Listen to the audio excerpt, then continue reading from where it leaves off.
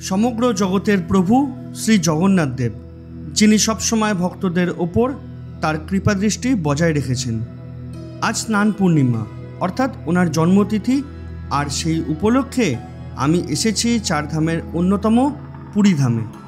এই ভিডিওতে তোমাদের দেখাবো শ্রী জগন্নাথ দেবের স্নানযাত্রা এবং সঙ্গে জানাবো কিভাবে নির্ধারণ হয় এই শুভ দিন, স্নানযাত্রার আচার ও বিধান এবং কিছু অজানা তথ্য। চলো তাহলে দেরি না করে শুরু করি আজকের জগন্নাথ দেবের স্নানযাত্রার ভিডিও সরাসরি পুরী থেকে। জয় জগন্নাথ।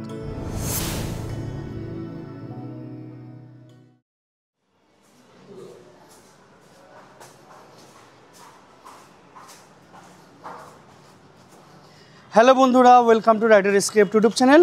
আজ 11ই জুন, এখন সময় সকাল 10:22। আমি এখন রয়েছি স্বর্গদ্বারের কাছে। এই রাস্তাটা এক্স্যাক্টলি আমি চিনি না, হোটেল খুঁজতে খুঁজতে এখানে এসে পৌঁছেছিলাম। এর আগের এপিসোডে তোমরা দেখেছো OSRTCর জগন্নাথ এক্সপ্রেস ভলভো 9600 করে আমি এসেছিলাম পুরীতে। তারপরে অনেক খোঁজার পর একটা হোটেল পেয়েছি 1500 টাকা দিয়ে। আগের পর্বে তোমাদের দেখিয়েছি। এই পর্বে তোমাদের লোকেশানটা বলে দিই। এদিকে শঙ্করাচার্য মন্দিরের 2 নম্বর গেট, আর এখানে উল্টো দিকে গলির মধ্যে এই যে অরেঞ্জ কালারের বিল্ডিংটা দেখছো, একটু জুম করে দেখাই। এইটা হচ্ছে আমার হোটেল। নামটা আমার মাথায় থাকছে না, হোটেল সুইট হোম না সুইট প্যালেস এরকম একটা কিছু। আমি তলায় লিখে দেবো, তোমরা আগের ভিডিওটা দেখতে পারো যদি রুম দেখতে চাও। আপাতত বেরিয়ে আমি এখন যাচ্ছি জগন্নাথ দেবের মন্দিরের দিকে। স্নানযাত্রা হবে, ওটা দেখবো। অনেকটা দেরি হয়ে গেল, আমি জানি না শুরু হয়ে গেছে কিনা। যতটা পারবো নিজেও দেখবো, তোমাদেরকে দেখাবো। আমি এতবার পুরী এসেছি, তবু আমি জানি না এই জায়গাটা কোথায়। স্বর্গদ্বারের কাছে পিঠ আমি জানি, কিন্তু কোন জায়গাটা এক্স্যাক্টলি বুঝতে পারছি না। আমি ততক্ষণে মন্দির যাওয়ার রাস্তা খুঁজছি, আর তোমরা ততক্ষণ স্নানযাত্রার যে পুণ্যতিথি কীভাবে ডিসাইড করা হয় সেইটা জেনে নাও।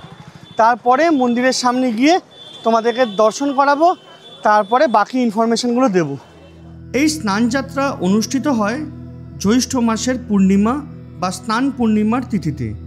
পূর্ণিমা তিথির মধ্যে যেই দিন সূর্যের উদয় পড়বে সেই দিন পালিত হবে স্নানযাত্রা। 2025 সালের স্নান পূর্ণিমা বা জ্যৈষ্ঠ মাসের পূর্ণিমা তিথি পড়েছে 10ই জুন সকাল 11:36 থেকে 11ই জুন দুপুর 1:13 অবধি। অতএব নিয়ম মেনে প্রভুর স্নানযাত্রা অনুষ্ঠিত হচ্ছে আজ, অর্থাৎ 11ই জুন বুধবার।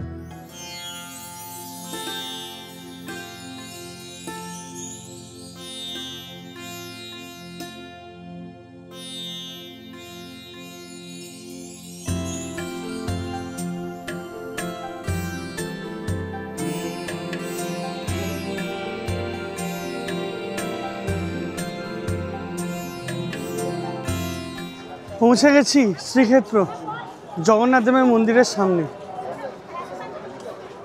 এই দিকটাই হচ্ছে সিংহদ্বার বা পূর্বদ্বার বলতে পারো। এখানেই স্নান মণ্ডপ হয়।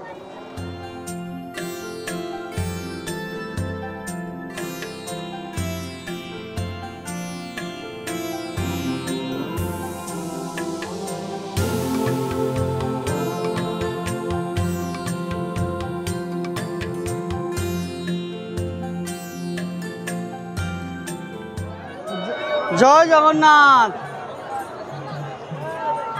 প্রচন্ড গরম বলে এখানে জল স্প্রে করা হচ্ছে পুরো।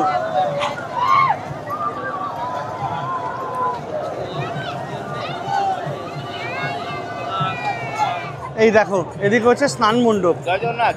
এখানে জগন্নাথ, বলরাম আর সুভদ্রাকে নিয়ে এসে বসানো হবে, তারপর ওনাদেরকে স্নান করানো হবে। হ্যাঁ, লাইভ টিভির কভারেজ হচ্ছে। মানা হয় পুরীর মন্দিরে জগন্নাথ দেবের বিগ্রহ প্রতিষ্ঠার পর এই প্রাচীন উৎসবের সূচনা করেন রাজা ইন্দ্রদ্যুম্ন। পুরাণ অনুসারে স্নানযাত্রা হল জগন্নাথ দেবের জন্মোৎসব। স্নানযাত্রায় সকালে মন্দিরের ভেতর রত্নসিংহাসন থেকে জগন্নাথ, বলরাম, সুভদ্রা এবং শ্রী সুদর্শন, যাকে আমরা সুদর্শন চক্ররূপে জানি, একত্রে স্নান মণ্ডপে আনা হয়। সারা বছর ভক্তরা প্রভুকে মন্দিরে দর্শন করতে যান, আর এই স্নানযাত্রা ও রথযাত্রার দিন প্রভু নিজে আসেন ভক্তদের দর্শন দিতে, তাদের মঙ্গলময় জীবনের জন্য আশীর্বাদ প্রদান করতে। তাই প্রতি বছর হাজার হাজার ভক্তরা এই দিন পুরীধাম আসেন প্রভুকে একটিবার দু চোখ ভরে দেখতে। মন ভরে দেখে নাও, প্রভু আজকে আমাদের দর্শন দিতে বাইরে এসছেন। এইখানে সিঁড়ি করে একটা মাচা করে দিয়েছে যাতে এখান থেকে ডাইরেক্ট রেকর্ড করা যায়। টিভি চ্যানেলগুলো হয়তো এখানে থাকে, আর এখানে প্রভু বসে আছেন। আর উল্টো দিকে যত হোটেল আছে এ দেখো, সব হোটেলের মাথায় ভিড়। মনে হচ্ছে পুরো লাখ লাখ মানুষ এখানে রয়েছে। দেখো, প্রচুর মানুষ, প্রচুর।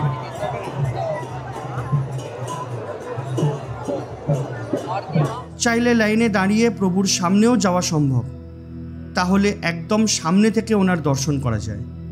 জগন্নাথ দেবের স্নানযাত্রা শুধু একটি ধর্মীয় অনুষ্ঠান নয়, এটি ভক্তি, সংস্কৃতি এবং ঐতিহ্যের এক অপূর্ব সংমিশ্রণ।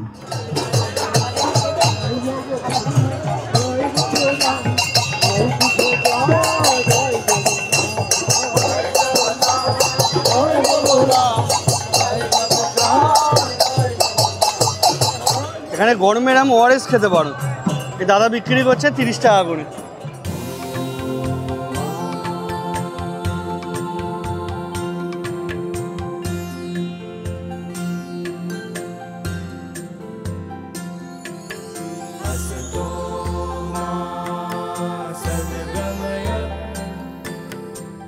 মন্দির পরিসরের একটি কুয়ো থেকে আনা 108টি পবিত্র কলসির জলে হলুদ, চন্দন, চাল, ফুল ও সুগন্ধি মিশিয়ে প্রভু, বোন সুভদ্রা ও দাদা বলভদ্রকে স্নান করানো হয়।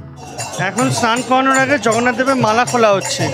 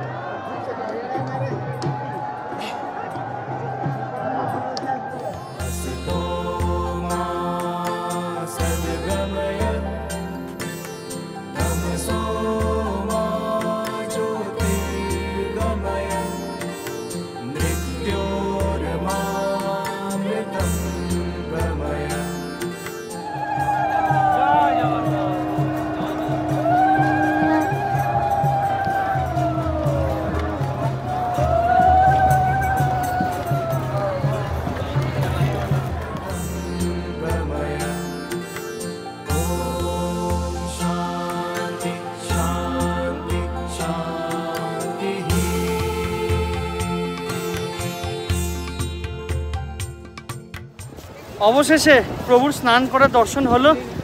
এখন বাজে 2:31। আমি জাস্ট বেরোলাম, এখন অর্ধেক স্নান হয়েছে। সত্যি কথা বলতে রোদ্দুরে না মাথা ঘুরছে, দাঁড়াতে পারছি না, পাটা যন্ত্রণা করছে। তার উপরে কালকে থেকে সেভাবে খাওয়া হয়নি। সকালে দুটোই মমস ম্যাজিকে 5 টাকা বিস্কুট খেয়েছিলাম। যাই হোক, এখন আগে রুমে যাই, যাওয়ার পথে কিছু একটা খেয়ে নেবো, ওটা দেখাচ্ছি না, কারণ এই স্নানযাত্রার ভিডিওটা এরকমই থাকুক, মধ্যখানে খাবার দেখিয়ে লাভ নেই। আর এখানে এরকম ওআরএস পাওয়া যাচ্ছে। আমি টোটাল 7খানা এরকম ওআরএস খেয়েছি। 6টা ছিল 30 টাকা করে, একটা 40 টাকা, মানে মোটামুটি 220 টাকা। আমি জল খুঁজছিলাম যদি জল আসে, জল পাইনি। জলটা পেলে বরং ভালো হতো। এটা খেয়ে উপকার হয়েছে, কিন্তু ওই টেস্টটা মেটেনি। গলা ফলা না পুরো শুকিয়ে গেছে। তারপরে একটুখানি রেস্ট নেবো, ফাইলগুলো কপি করব। মোবাইলটা প্রচণ্ড গরম হয়ে গেছে, ঠান্ডা করে চার্জে বসাবো। তারপরে মোটামুটি 4:30 5টা নাগাদ আসবো। তখন জগন্নাথ দেবের গজবেশ হবে, তোমাদেরকে সেই রূপটাও দেখাবো। আপাতত হোটেল যাই। অতএব তোমরা যখন আসবে দেখে শুনে ছাতা নিয়ে, টুপি নিয়ে আসবে। আর খুব বেশি ভিড়ের মধ্যে থাকলে কিন্তু ছাতা খুলতে দেবে না, অশান্তি হবে পেছন থেকে। সেক্ষেত্রে টুপিটা ভরসা। খাওয়া দাওয়া করে রুমে গেছিলাম, মোবাইলটা চার্জে দিলাম, ফাইলগুলো কপি করলাম, একটুখানি ভিডিও এডিটও করে নিয়েছি। চেষ্টা করছি আজকে ভিডিওটা দেওয়ার। এখন বাজে 5:09, আবার যাচ্ছি মন্দিরের উদ্দেশ্যে। এখন প্রভু জগন্নাথ দেব আর দাদা বলভদ্র গজবেশে সজ্জিত হবেন এবং বোন সুভদ্রা পুষ্পবেশে সজ্জিত হবেন। সেটা দেখার জন্য যাচ্ছি আবার মন্দিরের দিকে। তার সাথে আগামী 16 দিন পরে রয়েছে রথযাত্রা, সেই রথের তৈরির প্রস্তুতি তোমাদেরকে দেখাবো। আর চেষ্টা করব ওখান থেকে বাস ধরে জগন্নাথ দেবের মাসির বাড়ি যেতে, যেখানে ওই রথগুলো গিয়ে দাঁড়ায় সেইটা তোমাদেরকে দেখাতে। আপাতত অনেক কিছু প্ল্যান করেছি, জানি না কতটা সাকসেসফুল হবে, তবে চেষ্টা করব 100% এটুকুনি কথা দিতে পারি।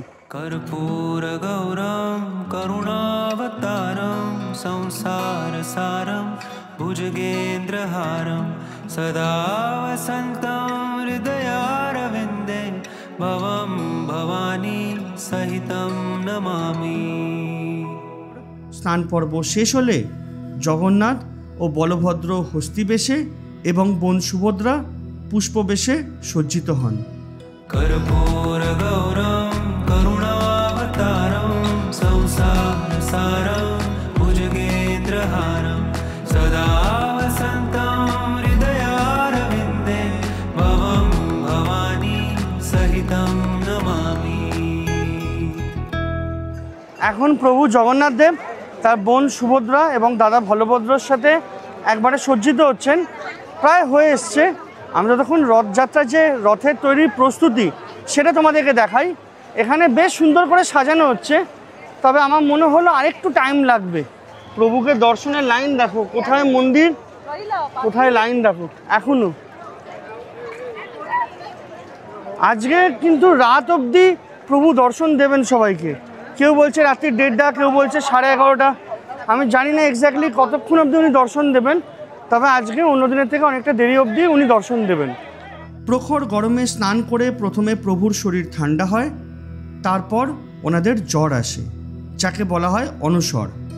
এই সময় বিধি মেনে রাজবৈদ্য তাদের একটি সুরক্ষিত কক্ষে চিকিৎসা করেন।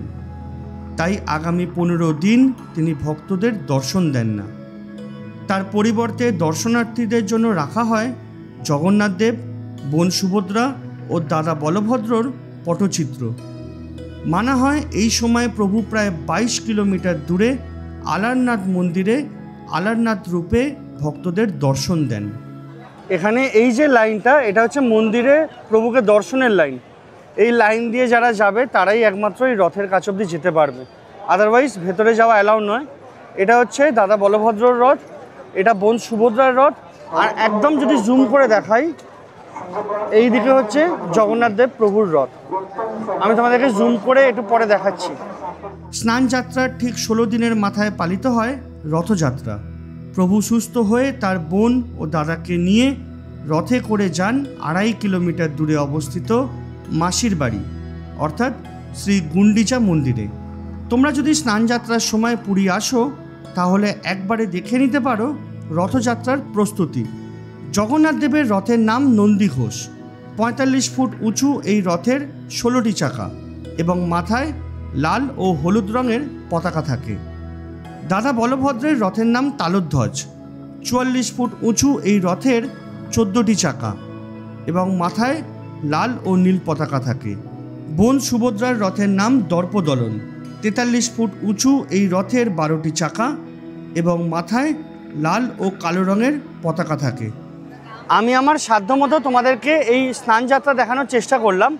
যদিও একটা কথা বলে দিই, তোমরা যদি একদম সামনে থেকে দর্শন করতে না চাও, মানে লাইনে দাঁড়িয়ে দর্শন করতে না চাও, তাহলে উল্টো দিকের যে হোটেলগুলো আছে, আমি জানি না ওখানে ওঠার কী ব্যবস্থা, আমি চেষ্টাও করিনি, ওখান থেকে একমাত্র ভালো ভিউ পাবে। আদারওয়াইজ আমি যেমন নিচ থেকে দাঁড়িয়ে দেখছিলাম জুম করে, তাতে কিন্তু ভালো ভিউ পাবে না। ইনফ্যাক্ট তোমরা হয়তো ভিডিওতে দেখে থাকবে যে জগন্নাথ দেবকে যে স্নান করাচ্ছেন, মানে সেই স্নান করানোটাও কিন্তু আমি পরিষ্কার বুঝতে পারিনি, হাত নড়ছে শুধু ওইটুকুইটা দেখেছি। আমি পরে যেখানে খেতে গেছিলাম ওইখানে দেখলাম টিভিতে ভালো করে দেখাচ্ছে, যেহেতু ওরা একদম সামনে থেকে ক্লিয়ার আর ফেস টু ফেস বলতে পারো বা সেম লেভেলে ভিডিও করছে, সেই জন্য ওদের ক্ল্যারিটি বলো বা ওদের যে অ্যাঙ্গেল খুব ভালো, ওইভাবেও তোমরা দেখতে পারো। এছাড়া লাইনে দাঁড়িয়ে যদি যাও, আমি সকালবেলা ওই 1:30-2 নাগাদ একজনকে জিজ্ঞাসা করলাম, উনি দর্শন করে এসেছিলেন, বললেন মোটামুটি 3 থেকে 3.5 ঘন্টা লাইনে দাঁড়িয়ে ওপরে যেতে হয়েছে। এবার আমি যদি লাইনে দাঁড়িয়ে ওপরে দর্শন করতে যেতাম তাহলে আমি তোমাদেরকে দেখাতে পারতাম না। তোমাদের দর্শন হলো, আমার দর্শন হলো। আর সত্যি কথা বলতে হয়তো কোনোবার ভিডিও করতে আসবো না, একবারে এসে প্রভুকে সামনে থেকে দর্শন করে যাব। তোমাদেরকে আরেকটা কথা বলি, এই যে পুরীর জগন্নাথ ধাম তার চারপাশে কিন্তু এখন করিডোর তৈরি করা হয়েছে। তোমরা যদি চাও তোমরা মন্দিরকে প্রদক্ষিণ করতে পারবে। আর এই যে প্রদক্ষিণ মার্গে তোমরা চাইলে মোবাইল বা অন্য কোনো জিনিস নিয়ে যেতে পারবে, এখানে কোনো রেস্ট্রিকশানস নেই। রেস্ট্রিকশান আছে যদি তোমরা মন্দিরের ভেতরে ঢোকো, তাহলে যেমন আগেও ছিল চামড়ার জিনিস নিয়ে যাওয়া যাবে না, ব্যাগ নিয়ে যাওয়া যাবে না, ইলেকট্রনিক্স জিনিস স্পেশালি ক্যামেরা, মোবাইল এইসব টাইপের আইটেম নিয়ে যাওয়া যাবে না। সিকিউরিটি পারপাসের জন্য সেগুলো কিন্তু এখনও রয়েছে। আর তোমরা যদি চাও যে পুরীতে এসে তোমরা কয়েকটা জায়গা ঘুরবে, তাহলে আমি 1-1.5 মাস আগেই এসেছিলাম, তখন এই করিডোরেরও ভিডিও দেখিয়েছিলাম, প্লাস জগন্নাথ দেবকে দর্শন করার কিছু নিয়ম বা এই মন্দির সম্বন্ধে কিছু ফ্যাক্টস এগুলো শেয়ার করেছিলাম। তার সাথে ওটিডিসির প্যাকেজে আমি এখান থেকে কোনারক, ভুবনেশ্বর, লিঙ্গরাজ টেম্পল, খণ্ডগিরি, উদয়গিরি, তারপরে নন্দনকানন এগুলো ঘুরেছিলাম। আর প্রাইভেট বাস ট্যুরে আমি ঘুরেছিলাম চিল্কা। ওই ভিডিওগুলো দেখতে পারো। সেই প্রত্যেকটা ভিডিও একটা প্লেলিস্টে অ্যাড করে আমি উপরে আই বাটনে দিয়ে দেবো, তোমরা চাইলে একটা ক্লিক করে সেই পুরো সিরিজটা দেখতে পারবে। আর একটা জিনিস আমি দেখলাম, যেটা আগে শুনেছিলাম অতি অবশ্যই, যে জগন্নাথ দেব ভক্তদের খুব ভালোবাসেন, ভক্তদের কথা শোনেন, ভক্তদের কথা ভাবেন। আজকে যখন স্নান করানো হচ্ছিল না, প্রথমে সম্ভবত 12টা সামথিংয়ে কিছু একটা রিচুয়ালের কথা অ্যানাউন্স করেছিল, যেহেতু উড়িয়া ভাষায় বুঝতে পারিনি। আমি তো ভেবেছিলাম 12:34 বা 44-এ হয়তো স্নান করানো হবে। তারপরে 1টা বেজে গেছে। তারপরেও যখন স্নান করাচ্ছে না, তখন সবাই বলতে শুরু করেছে, হে প্রভু তুমি স্নান করে নাও।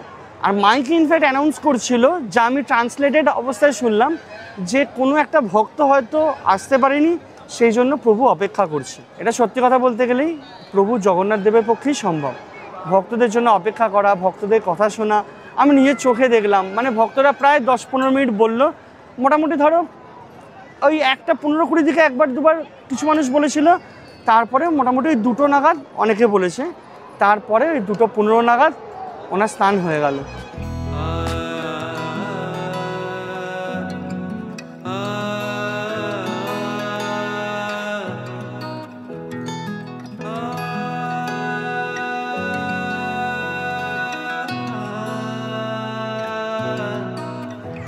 চাইলে এখান থেকে প্রদীপ কিনে তোমরা জ্বালতে পারো।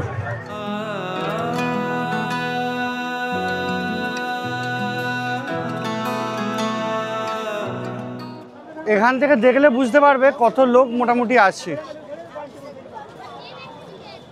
প্রচুর প্রচুর।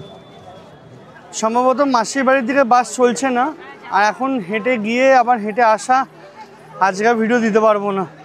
আর প্রচণ্ড ভিড়ও আছে রাস্তায়, অনেকটা টাইম লেগে যাবে। সেই জন্য রথযাত্রার ওই ইম্পর্ট্যান্ট পার্টটা এইবারের মতো বাদ দিতে হলো। প্লিজ কিছু মনে করো না। আশা করছি ওভারঅল স্নানযাত্রার যে ভিডিওটা দেখিয়েছি সেটা তোমাদের পছন্দ হবে। যদি তোমাদের ভিডিওটা ভালো লাগে তাহলে একটা লাইক করো, শেয়ার করো, আর চ্যানেলটাকে সাবস্ক্রাইব করে নিও। যদি তোমাদের কোনো মন্তব্য থাকে বা প্রশ্ন থাকে অতি অবশ্যই কমেন্টে জানাবে। আর যদি ভিডিওটা ভালো না লাগে তাহলে ডিসলাইক করতে পারো, কোনো অসুবিধা নেই। আজকের মতো এটুকুনি, দেখা হবে পরের ভিডিওতে। বাই। আজকের দিনটা যতটা হেক্টিক গেল ঠিক ততটাই ভালো গেল, বেশ সুন্দর লাগলো। প্রভুকে দেখতে পাওয়ার শান্তি, গজানন বেশেও ওনাকে ভালো পরিষ্কার বুঝতে পারলাম। আমি জানি না ইনফ্যাক্ট ক্যামেরায় কতটা ভালো এসছে না এসছে। তোমরা যদি পারো অতি অবশ্যই এই স্নানযাত্রায় একবার হলেও এসো, ভালো লাগবে, একটা অন্যরকম ফিলিংস হবে। চলো।